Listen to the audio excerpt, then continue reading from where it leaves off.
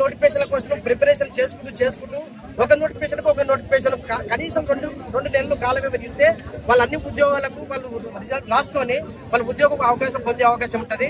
నేను మెట్ట యాదయాన్ని మాట్లాడుతున్నా, నిరుద్యోగ పోరాట సమితి రాష్ట్ర అధ్యక్షుడు. గతంలో 10 ఏళ్ల నుంచి నేను నిరుద్యోగుల మీద బాగా ఫైట్ చేసిన తర్వాత గత ప్రభుత్వంలో నిరుద్యోగులు ఎంతో కోల్పోయి ఏజ్ బార్ అయిపోయి ఇప్పటికే 5 లక్షల మంది ఏజ్ బార్ అయిపోయి ఉద్యోగ అవకాశం లేకుండా ఉన్నారు. కాబట్టి మన ముఖ్యమంత్రి రేవంత్ రెడ్డి గారు ఈ రోజు నిరుద్యోగులే ఈ రోజు ప్రభుత్వాన్ని కాంగ్రెస్ ప్రభుత్వం తీసుకొచ్చి రక్షిస్తున్నారు. వాళ్ళ నిరుద్యోగుల కోసానికి మీరు ఎందుకు ఆలోచించారు? వాళ్ళ నిరుద్యోగులకు ఈ రోజు ఉద్యోగ నోటిఫికేషన్ కూడా 2 సంవత్సరాలకి 2 లక్షల ఉద్యోగాలు ఇస్తానని చెప్పినాం. ఇప్పటికీ 7 నెలలు అయిపోతుంది. నీకు 2 లక్షల ఉద్యోగాలు ఇంకా 3 నెలలు ఉంది. మీకు ఎప్పుడు 2 లక్షల ఉద్యోగాలు భర్తీ చేస్తాం. తర్వాత ఇప్పుడు డిఎస్సి, ఇప్పుడు మెగా డిఎస్ అని మినీ డిఎస్ చేస్తుంది.